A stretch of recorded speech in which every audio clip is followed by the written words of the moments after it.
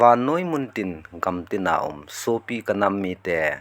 tunin jong a som leng officer chenala kunin aphat dungjuya ki gong love story khat anangai kitau hite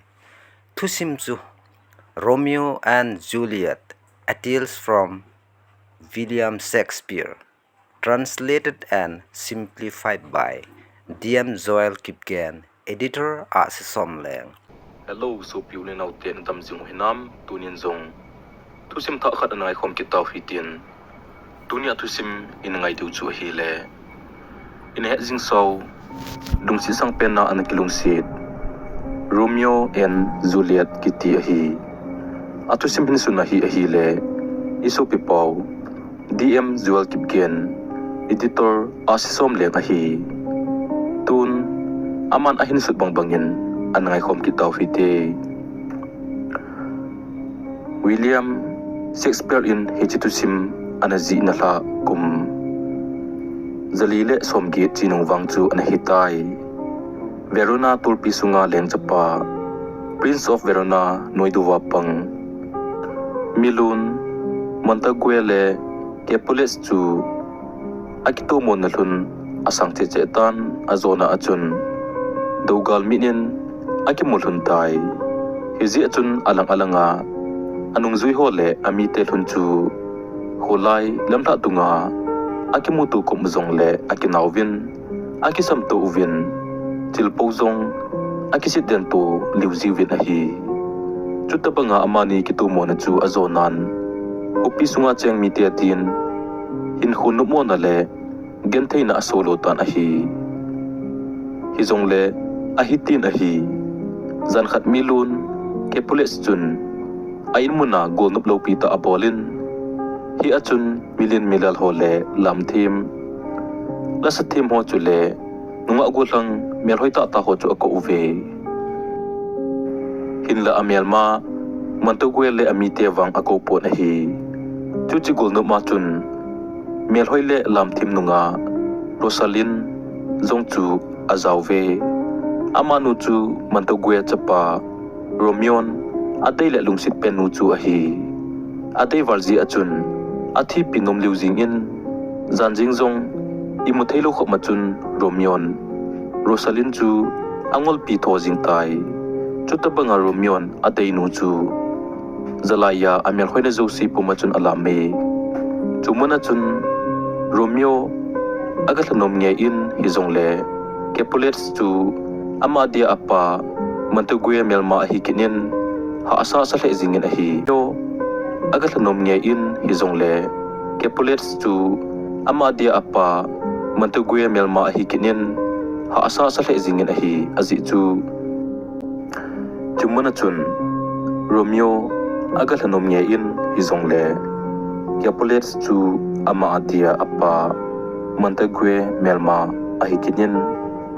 ha asa sa le jingin ahi azi chu chumana chu achile Capulet mi hon athading chu agial do kidahi hizing jong le lungsit na chun alep zo himaitan tin Romeon aloite ni Benvolio le Marcutio chu kepoin azon tai alungtup deilen bolna Capulet Benquits chu amhochun maitom na ti chu Max akitomun agasung thatawve chuta achun wow melmu kha lo lanu chu Romeo me changachun Rosalyn sanga mel hoizole alungsi zo khat agamudo pai liujing in apet pet na chun ade akisot liujing tan ahi chuta achun Romeo chu amale amajing zong akidat mo liujing tan ahi azi chu Rosalyn weddinga chi ahin hizongle chubanga mel hoinu aga mo achun athin alunglaya si tuinu bangchan agalung lutan ahi amanu chu apa melma kinnei pu milun Capulet chanu Juliet chu anahi Romeon Juliet chu amumu achun aloitini za achun velunti min amanu hu kadeina le kalungsit nan Rosalyn kalungsit zosi alamang so hiljing tai tu aka cheding kaga holim pi te ding ahi tia aga se zuwachun Capulet tupa taibel chun Romeo o chu azapai jing in chu pha na chun hey ngai jun Romeo oso kazai tin acham jam chu akipanin Romeo chu he tu goldap din akigutan ahi hinla Capulet in bol hi in kinlo pinin thisan akisungai poitin akham cha ta nahi tibal chu aphon ya nut jing in hechi evil Montague hu nikhat lewang tin avesot zelin adal hatai lam hole golnop akichai pha na chun Romeo chu indan chunglam achun ache tovin amai tumpu machun aitia na mukha lo adaile alungsin nu kom chu azun ta nahi Romeon Olchan aku chu ga atuin chuin amai chu amalama ga hizin chuin mel hoinu nangma tu din lingzo hi zongleng kalungsit nan ipor sa hitai pamosa hin na mel kamu apanin kalungsunga nang lungsit na atim setai hiche kalungsit na hi in ho ading ahitai ate do ta na hi Juliet nunga nun Romeo chu lungtong ta chun sot ta cho somai chu ave tat ma ta chu nunga nun zong apet pet na chun Romeo hoina le lungsit mel aput chu amundo apai jing in alung thimle ahlagaw alamang paijing tai hichi hi ahi Shakespeare lekhaji anat sa na chu hichi ako na chu first meet and love of first sight it is you chu hungkon do ahi chu pa na chun Juliet chun nui hiu chan golang pa chu aga ven hoilam koitang pa so mai ngoi hiu na hi mo ahin mo ti do pa na chun Romeon keima nang lungsit na dim set jing Romeo kahi atile Juliet in Romeo o Romeo na so mai kamu masang achun lungsit na ipi kana hepon hinla tunwang Romeo na mela kunin lungsit na alta chu kahido tai tia aga sai chu zo wachun so nu mei me servant khat ahung pa in so nu mei nu chun Juliet nanun hungloi in ahung ti pa e Juliet aki achatan hizong le golang pa khut chu ol chun aga keu hlan chu in nui hu cha chun aga ven kanun ei ko ve chitangi bai tin achi do tai Romeo in achi mangka si achun aveve jing lai je Romeon Juliet chi do azawa chun so nu mai nu za achun anu ko ham tin atong e so nu mai nun kate ne lo ham yolim luna anu tu ni akinai pa loi nu mistress Capulet ahin Capulet tanu Juliet ahi atipa chuti ai sei phan chun Romeo akin saujing e aji chu apa melma ahi kha pha na chuti ahi Romeo aki kial tai hizong le Juliet alungsi na chu asan wal ta ji achun nungchon lo khoma athi pijing din aki gel hatai zan asot zo achi tai zan khangkim ananai lam tan ahi Romeo chu aloi te ni to ilam zon ta dinga chun Capulet in chu adar hataw ve hijing jong le Juliet alungsi na chun zan khangkim jingjong ahi milsa tan Romeo chun in lam zon talo wachun alung thimpum pi umna Capulet in chu alejut kitai khangkim noya Romeo chu Capulet thogo achun akal do in Capulet in mai achun achang se achun ading lele tan ahi chomkha zo wachun Capulet ko chu ong ki son hongin Romeo in aga vet le Juliet ong do pai e Juliet zong chu lungsit na sunggil kil chule samang zal thei talova Romeo ngai na le lungsit zala imo talova hiti achu ngai len puldowa hin ho naman kit a hije nunga nu Juliet chu Romeo alungsit na angai be se je chun achanga chun amale ama aki hudemin hiti hin asain ahi Romeo o Romeo ipitinga nang Montague Japan hi kha hitam napa hinda hlan lang na minjong khel jingtan a hin nang man chuti na bol ta lo jong le keiman nang ma kalung si zalin kapa ka police min khel jingtangi a hin ti le kot benga Romeo chu hungai so talo wachun na ko na chun na dei minani ko jingtan keizong Romeo ka hinom ta poi ti a aga don put pai jing le Juliet chu aking lap liu jing in a chomang di chat jing e aga avet na hi le Romeo na hi tai chuti a Romeo aga mu pha na chun Juliet chu aza achan amai am do liu jing tai seding to mo man chun kalung sit na hi pi hamti ne he thimpi ding kanome tin aza ta ji achun tulam ave kun la e chupe ta achun thangwana kon chol hanu chu ahongwa imselin amani jong chu ahin salwa lun e Romeo achi phejin Juliet za chun ven tin zanai lengnu chu aga ko in kalung laiza latha bangin nongwa tai atile Juliet za chapum pum chun aki hejin keizong nang kalung si ta si in zanjing zong kai mu thei ta poi a hindi to e akyo lim tun chu Juliet zenle apang so no menu chun aza in Juliet za chun zan asot zo achi tai khuwa nai ding anai lam tai hungin hungkilup do tan nanun he do le ke e phoding a hi ang ti tai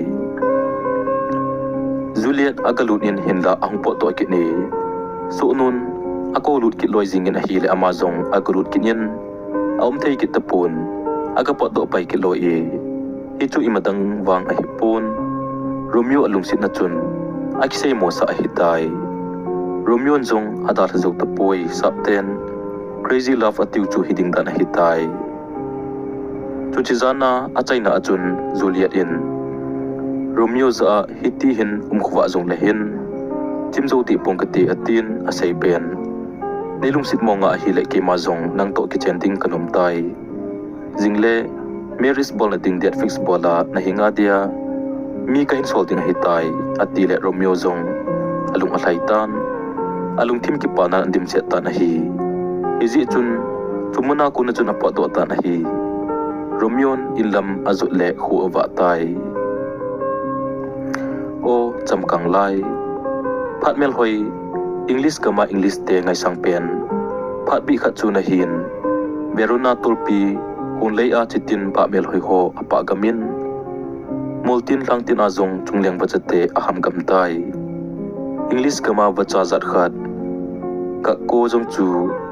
nangbo tina aham gam tai chamkang lai phat mel hoi Romeo le Juliet din pa bang kilungsit na chu ang kichoi panin melma kapules van choi hit jong le Romeo lungsit na gam khaw bang athun lut chu lanun chuchi gam khaw gui chu analoi nim tai Romeo Juliet te in adala a ama ilam akile achon khona walatan adan chu zan khuwa hila lot kapules ina chu achanu Juliet to kite kilungsit ja ki khen kanglela chuti achu khuwa den ane hilon tai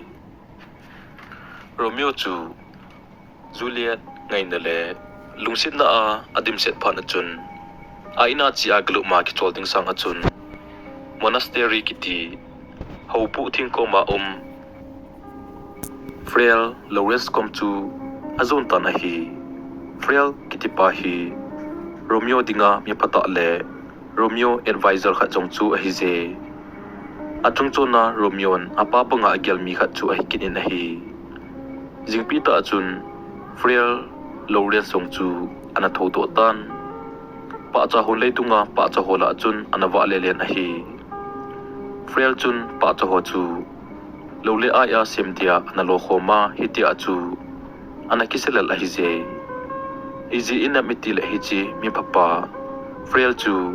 pa cha le thingna lo na su tu a lole ai sem them ta le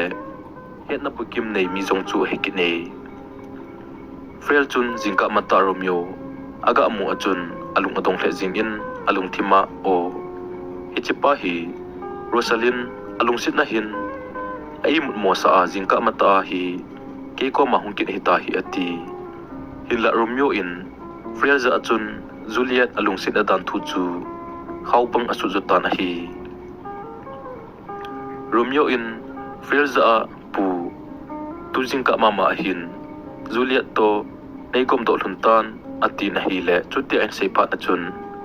Friel lungdong ta achun ahungda do in Romeo chu a hin ven a hi Friel in Romeo za achun o go hlang nangman nami na bo Juliet chu na deya nalungthima nalungsit lo hi bo vinte aga ti le Romeo pu keiman Juliet hi kalungthim apumpia kalungsit na hitai a hinti do e chuting Juliet zingin zong anei sun lungsit na chu ke ma ipe hitai ati le chomkhat Friel chu thipe chun aumin a hi Friel in alungthima agel chu Romeo le Juliet hi kichenglun le Lord Montague le Lord Capulet ka apoy na zong kichayan tin chuting kopi sunga chamna le lungmo na zong hungum tante tin agyalin a hi hichizi achun Romeo Juliet kichen sa ting chu Friel chu akitip tan a hi azi chu Friel Laurent si monastery a church pastor khat a hi chupeta achun Juliet na kunak thupole ho hong pai e Romeo in zong mise sathot pai zianin Juliet za lungsit no keiman Friel umna nangma kananga tai aga na thei penin hungtan kichang ta hiti ati hechi achun Juliet aga lung pai in Friel Lawrence in amani chu pathin minin church achun anagom do luntan a hi Friel pathin hinga taun pi pen chu pathin amani kichen hin Verona khupi sunga chamna le lungmona in pulut henlang Lord Capulet le Lord Montague ka a ki het khil na zong hin su thim hentin atawvin a hi chuti a kichen kinting a kichai achun amani gu thima kichang hi zi achun hi chu amani ka abo a hin anule apatevin a het pi pove hi zi achun Juliet zong aga na thei pen achun ai lam zo na chun akile loi kitan hi achun Juliet in Romeo zana gu thimcha agachi a alungdei pa Romeo to aum khom thunding chu anga tan a hi Juliet in Romeo angai pe se zia chun phat chu sot asati senin phalani khochi dan chu olola chi di set to apa sa zingin a hi ama din lungsin na chu genthei na ang ki pantai hitini jing ka ta achun ta sirum ta thil so khat an omin a hi hi chu hiti hi a hi Benvalio le Marcutio chu Tibel le Capulet mi ho papep chu to ani ki mato win Tibel hi Capulet tu pa hin ama hi milung tom ta le milung kho ta khat chu hi ki ne Tibel chun Benvolio le Marcutio amu achun azaluna nangi hi Montague chapa Romeo to loile gol chu le Montague mi ho na hilun chuna tin o sang thima chun aga se na hi le Marcutio zong chu olmona neilo milung jang pha khat an hi je chun aman zong ki chalo hi la chun Tibel chu adon lut pai jingin a hi le hi cha ku na chun aka uwa chun ki poina chu ong ki pan gal tai chuti an ki boi lai ta uwa chun Tibel in Romeo zong chu aga mo pai jinge Romeo amu mu achun Tibel in Marcutio don talu wachun Romeo chu anai lutan a hi Tibel in Romeo za chun Valian mihat patin aga samsing tai hizong le Romeo chu Tibal to kina ki pauting anom tapon a hi azi chu Tibel hi Juliet te tupa hi zi a chuti a chu aka uwa boina sim nom lo hi tai amonga zong Romeo hi mi to kina ki paupol nom lo mi khat zong a hi je hi zi chun Romeo Tibel chu ki champi ding anom tan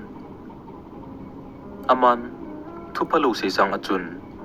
good Capulet mi hola a mi papa tin aga ko ve hinla Tibel chun Montague te avet nom lo zi achun chuti a Romeo in thupa achoi zong chu angai nom poi acham jam asat to in idel pi ding zo tin azon nai tai hin la Romeo wang ataw kinin hita pangkina na ho hi bolding anom poi chutia Romeo ompha na chun Malkutyo in Romeo chu ameisan le tibel ki cha hi sa in amanjong achemjam asato in tibel chu azon pheita na hi hichi achun Malkutyo le tibel chu chemjam achun akiwat to panhlun ta na hi le azona achun Malkutyo chu thisan pumachun tula luin aop den ta na hi chu phat achun osang ta achun valian vumi hat patin Romeo chu ongkipat to in agolpa Malkutyo hu ding achun tibel chu azon pheita na hi Romeo le tibel chu chemjama akiwat to hluntan a hi le Romeo tibel chu achemjama chun awat khan awat lu den in tibel chu alu thlomin apet pet na chun athito tai chupet ta chun mi pi ongki khompai jingun kapules le Montague zong chu le aziteni zong chu a hiwe chomkha zuwa chun Prince of Verona leng chapa zong thilso na mun chu agalung pai ta na hi thilso agamu mu achun leng chapa zong alung hang pai jingin alung thim akisu tang zo ta phoi chupa na chun leng chapa zong chun ase in hita pang thilpalo bol do pa Romeo hi nasata ago na pi ding hi atipai jing e chule leng chapa chun Benvolio za a akina dal thun chu thum dor seidin thu apita na hi le Benvolio in thum dan sei zo wachun kapules jinun atupa tibel thi chu apona be set jing in leng chapa za achun atu to bep ko na pi ding achun atauta na hi alangkhat kina Lady Montague ti chu Romeo nu zong ataw kinin leng chapa za achun kachapa himhoi te te chin tin ataw kit tai chuta achun leng chapan thu ki sei zo si chu angai hla in chuin thu atan hata na hi hiche thu tan hla chu hiti a hi je Romeo hi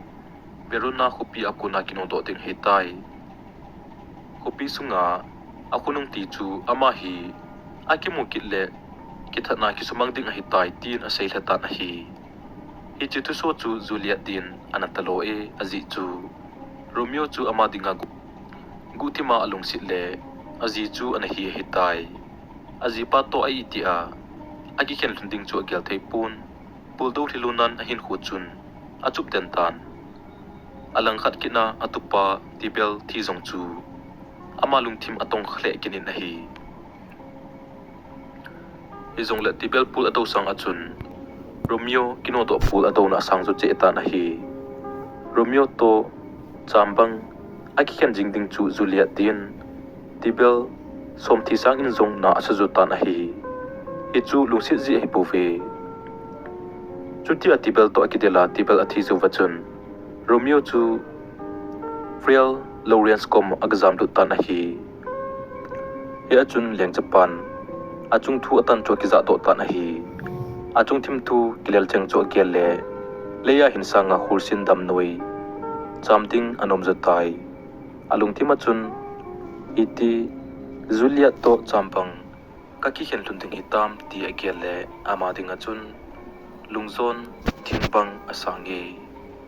Friel Lawrence in alemin hinla ama le bi hoi hitapoi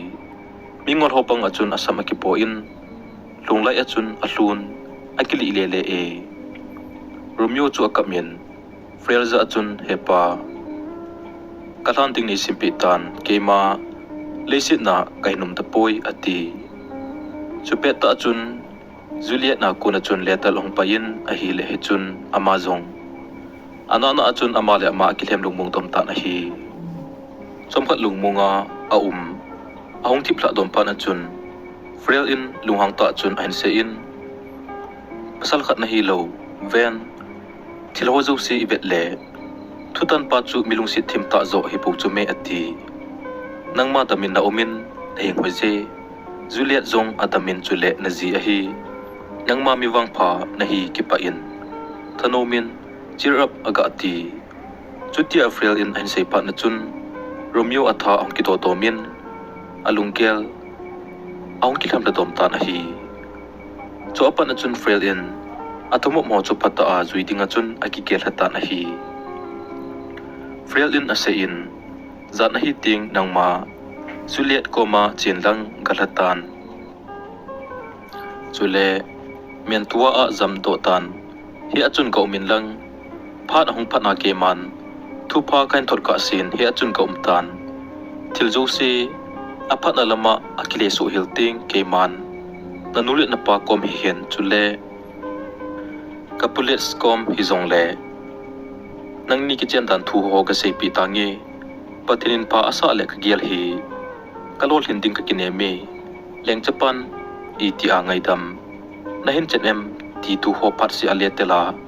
kain thot jing ding chule kain lamon jing ding na hi ati le Romeo akipa le jing tan hi ji achun friel in atmo bange achun Romeo chu aum tai zanoi achun tungtol ha zong awa pon me bolin van thamzol atom so in kho jingin mu thimen van a si zong akimu poi hi zong le Romeo chu alung sinu kom zo na chun muthim langkhal nui achun achi in kapules hon le pa cha ko na chun akithol to in Juliet pindan lam chu akalung tan a hi achun ke pa le thanom ta chun Romeo le Juliet zong akimotu thunin Juliet in mi hlipu ma chun Romeo chu aven chu in Romeo za chun Romeo i khan ho cheng hi ka kel do ziting kahin khu kineplel nan atim set zitan Verona khupi nanung si ana poting wang ka gel ziting o kalung thim hi gui khawlen tupat pon bang kanem tha zitai a ita hitia nang to khom ting kanum tangai je tien ami hlia lung tang thei tupoi Romeo an adon punin lungsit nu olmo hi in nang lungsit ji in thiding jong ka king tapoi ati chutia Romeo mian tua azam do ting kon cha achun Juliet to humilma achun chomkhat samang azal khomlun tan a hi huangwa pha na chun Romeo Juliet chu lulhi puma chun anung se in zonum hi pe jong le amadia nial phai tabangam mian tua azon tai hi achun thupat ka si tinga chun agom tan a hi Romeo chu akino do wang achun damachun mian tua a aume ti gel do ziting Juliet chu amale ama akilhem damzin hin la apan Juliet to ki cheng ding achun mi ho cha khat amin Kang Paris alen pi zo tai Kang Paris hi mi ho cha khat phang chu hinai Maris ni kho chu Thursday ni kho kite mo hitan hin la Juliet in agel lo be mona thiljo si aking up jing phat na chun alung kel asang tul jing tan hizi chun apa za chun hepa zinei ding in chapang kahina laije amoti tan a hi Juliet chun asai be na laijin chomkhat khungai ta ti nge lungsit ta in ebal pi te jin ati na hi le hin la apa ka police anum ta poi imazo si gon to hi nunga tampi se datan ka to gon suke hi ibe in ati pi ta na hi chuti Juliet sapa to akyolim ne lun chu Tuesday an hitai ka police to gon ho zo si azona Romeo le Juliet dia changbang hian ating zo ahi kamtan Juliet din anape se nin hin ho hi ipi hi atupi dan asmi losing tai Kang Paris to Maris appointing ni nipo umtan Juliet alunggel sanwal pha na chun gangta achun akikun monastery a Frail Lawrence kom chun na chun achi tai Juliet zong Frail kom alu na chun aman zong pu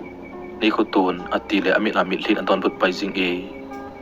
Romeo to iti ka ki hian lun ding ham ka gel thei poi nei ki thopin a khoti lo le ke ka kitha a leisin hi kada la ding hi tai atile Frail in adon but pai in thusa khat a hlap ngai za hi tai ven Juliet na chunga thil hunglung ho su hlap a hi na dinga hi i chan thil hi zat umte hi jong le panala ngam ding hi nam atile Juliet in henge pu Romeo kalung sit na ahin ima ki chat na le gin kanei poi ate tai Frail in apai chuti chu hi ta a hi le khat sei tangi tu a ki pa ta na chi ting Mary's Spalding chu thanom ta panga mi ho min ve tia nom ding a hi wanga jingni kho chu na ki kop na hlun ding a hi ta a hi le tu ni la ta panga hi chi ka pi ding lo hi na ton ding hi tai chu ta le ven pung ni den som li le ni chan a thi ding hi tai chu ting mi zo sin a thi an gyal du mi hon na lung chu po vintin na puna pa kulup na a kapule slan muna na glup sa taw vinte chuting ke man thupole ho Romeo koma soling kating thum dan chu si se pi tangi nangman ditan somli len ni zota le hung khang to inatin hunglim do kin natin nang kha do ting Romeo talung sit pen chu na koma na ting intin banjala na sanding puldo na umkit taloding men thua khopi a chun na puilul intin hi a chun lungdei to ke pa anale na gibang hian umkit taloding hi atile Juliet in chuti Afrilin asay chu kaplay na upang ahong nuyin chuin pu kakipa hi chen lo mani khoto na hi kahin khon milzo po ngitin Frel in asimpi lo pil kiti chu aki choizin ai lam zon chun ki pa ta chun chi tai hichini kho chu Wednesday ni hitan Thursday ni le Kang Paris to Mary's building ni kho chu a hitai kopi sunga mi pi te zo se Mary's ating chun kikut na anei kam su hil tawin Lord Capulet zong paisa tam ta lu na chun kin gu na nei tai hila Juliet wang alung thim chu Mary's building aki go him poi Romeo to aka suboi ting til ho su thap na tia Frel in lo simpi chu don ting ti zat ta hi zong le chu chi ki chat na ho sa ngalin zo chu Romeo alung sit na a hi ta je achun batala Phil kiti Frel lo sim chu Wednesday zan achun aton thata na hi chuti aga ton tha zuwa chun atha ata chun lungthim ki chat na lin ta hin nei chupeta achun agial chu kata sa hi hungthi a chule kalungdam sa hi kapu kapa gulup namun a ain koi du hi tai hi chi hlandap noi achun gule chang chule thila hladam dim set in tin nini zole kaung kha to a ka chang si a chumuna hin khu kamanding ti a ga ki ngai tu achun ki cha le ti za nan dim se jing tai hi zong le o hai botol a lo Phil aton tha nong sang chu hi tai hi chu Juliet in Romeo luksitan mu do khat chu hi tai hi ti chun ajing ni khu hlung tan Thursday ni khu hi tan jing pi ta achun Paris chun ajiding nu Juliet will ding achun agachi e Juliet alumna a kona ka thodo ding achun anu chu pindan lama agalunin Juliet chu aga kole wow Juliet lungdam sa zo na hitai anu chu aking lap jingin hoya jing zong a hitapoi Kang Paris zong zumle maimo in aumtan Juliet nu le pa zong chu zum to za chat to puldo to hiti chun gulwa na ding ni khu chu za chat to puldo to hiti chun gulwa na ding ni khu chu zum thena puldo le thilon nan a hian den tawve monu chun lopi ta hu in thing azu na ting ni chun apu apa gulup na ka police lan munzo alungdam sa in azon zotan Frel in thilso zo si mi ta in agaven a hi so tan chuta chun mentua Romeo kom thuntin agan thei pen chun lekha ji in thupole ho athot tai Frel akuna thuti lekha thot thun masang nge chun Juliet athile lana ki koi do thu chu Romeo kom agalung masuzo tan hi aji chu Frel akuna thuti lekha thot thun masang nge chun Juliet athile lana ki koi do thu chu Romeo kom agalung masuzo tan hi aji chu Frel in thu athot agalun masang nge ya chu mi khadian mentua Romeo koma chu Juliet thi dol chu Romeo an he sa masa kha hi je velvin chupa na chun Romeo chu Juliet athile landap noi achan aza to achun salamin athat paijing tan hi akinep na zo si chu Juliet chunga angap kha ngal hi ta je achun akinep na zosi ekitai so hiltan alung timpumpi kolda hien a hletai kinep na bea chuti a ompet ta achun ahin gal do lot khat a ompai e hitu imatang hilova chun masanga poison kizo namun an het chu a hi chuin amazong akipat do phonin poison kizo namun achun a chen thina lo hai botol khat chwa ki cho tai chuin Romeo jangpe na chun Verona tolpi zone chun a chi tan a hi ama chun alung sit pen Juliet melmua chuting poison chu don hla a ama chu to thi khom jing dinga ki go hi tai zan khang kim lai a chun hoin kom chu ka patan chuin aki hei phei kinin ka police station mun chu zon pai tan a hi chuti alhan ko ga hon ku lai ta chun stop evil Montague tia osang ta hong kisam chu azapai je ne Romeo chu a khoda in a ven hi le Kang Paris na hi Paris chu Juliet lana pa cha koi ding le puldo mil hi longa chumana chu ga chi a kisu tu khalun a hi Kang Paris chun anagel hiltan Romeo hi thilpalo bola hung hi tin osang ta chun asamin criminal ati zawa chun Romeo chu mating agoi chuin Romeo Paris chu achamzama aga asejing le Paris deep sea lai ta chun aki phut denin apet pet na chun athi to tai thaumi achoi chu adenizin aga aven hi le Kang Paris a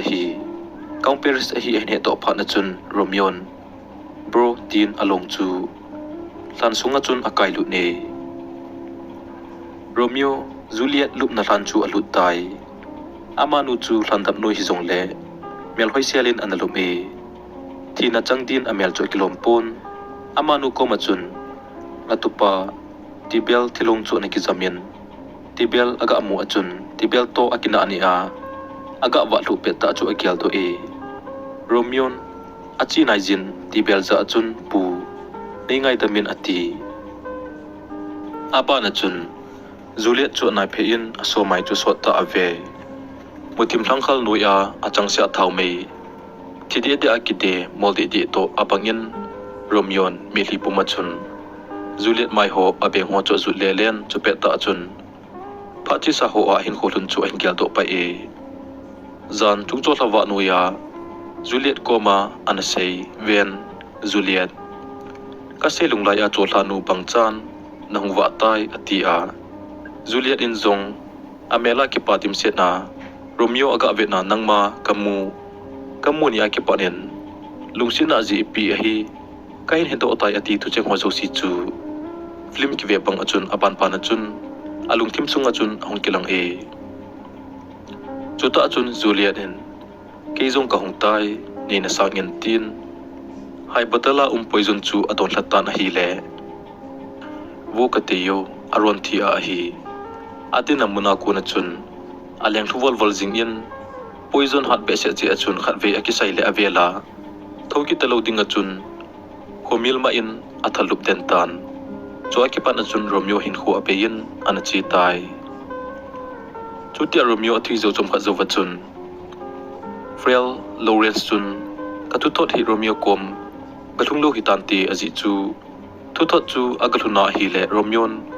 kema inung selova loading a hin hiji chun tun kema chi inkating kapules lan mona Juliet gavetangi aji chu lo kapi dung zuya Juliet kha apha chu hi tai tin amazong Juliet lup na than mun lam zona chun achi tai Frel aga lungtan thaume ki de chu aga mo pa e chuin alung dong le jing e than sunga chun aga lu ni na hi le Paris lungtam sa chu amo pai jing e apa na chun Romeo lunglaya ni kizam jing jong chu amukit tai chuta chun hoilo khoma chun ati azan ati acha hla jing tai hinla alang khana Juliet a othola angham chu an zapai kit tai Juliet chun a othola chun Romeo tin a hin ko pai jing tan aji chu Frel in alo pi dung zo ya 42 hours zawa hung tho do hi tai Juliet wang ang khang to tan hi zong le Romeo chu alung tam sa bo aga mutan a hi chutia Juliet in Romeo lungdam sa aga amu achun ahung peng za azing tan a hi le anai vela ho chun a hin za taw ve chopa na chun frel in Paris le Romeo thana chun eking o khan te tin azamang tai Juliet chun Romeo lungdam sa cho amatan akoma poison potol jong chu aga mu pai tai Olchan atoi naizin Romeo tin alel sa achun Hilong tu na chun akamien Romeo bing ho chu azu lelen chu ting abing chu aga chu lele in aga akis in amit na mi hli chim tu na chun alung jing in thonggo zu hla mai tunga si tui wala to abang jing tai Romeo tin akap chim thei tapun abing le abeng chu suton Romeo ke din chung to ni alomin chu le ka kinep na le kana ki kimbol na hoilam bahitam Romeo hung tho do tan kema jong khong tho do tai tin akame hinla Romeo inwang aza pha pi tapun tong don num lo to abang tai chupan chun Romeo konga chemjam chu asa to in Romeo nei nanga in ke jong kaung tai tin chemjam chu adip si lai ta chun aphut lu jing in hi le Juliet chu Romeo chung sen nan akinai jing in amil del tan ahi chuta chun avela mi pi ho chu awasot jing tan mi pi ho chun ahin delu chi jing ule he ha Juliet chu khoi talo wachun alung dei pen Romeo chunga akingamen tongdon thei hi tapoi mi pi hu san chun kopi sung mi namkim asukhang zotaw ve thuso chu kopi sunga thang jing jung jing tan chapeta chun mi ho kyolim na chu Romeo Juliet thu jing bo hitai pipi hu san chun liang pa le ase mang ho asukhang gamin Lord man to gwe le Lord Capulet chu le Prince of Verona chu ting BP tamta in thilong te ni chu ahu sang ti chu apau po be hela chun hamlo paulo ve chun avetaw vin ahi chuta chun frel chu leng chapa anga denga chun ahin kai lu taw vin ahi leng chapan thilso terrible tragedy se in tin frel chu thupi nei tai frel in zong Romeo le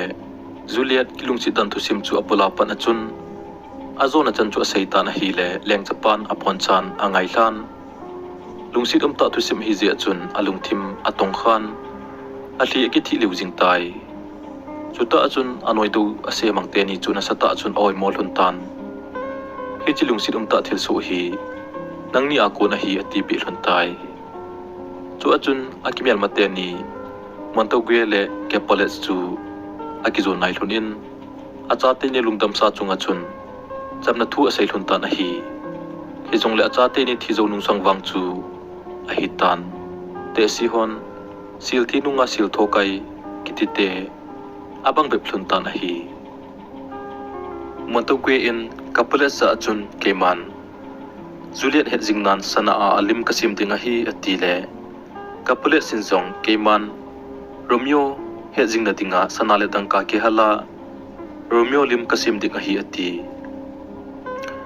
hi chinizo wa ke panachun Verona khopi sunga Romeo le Juliet thu akisai king kitapoi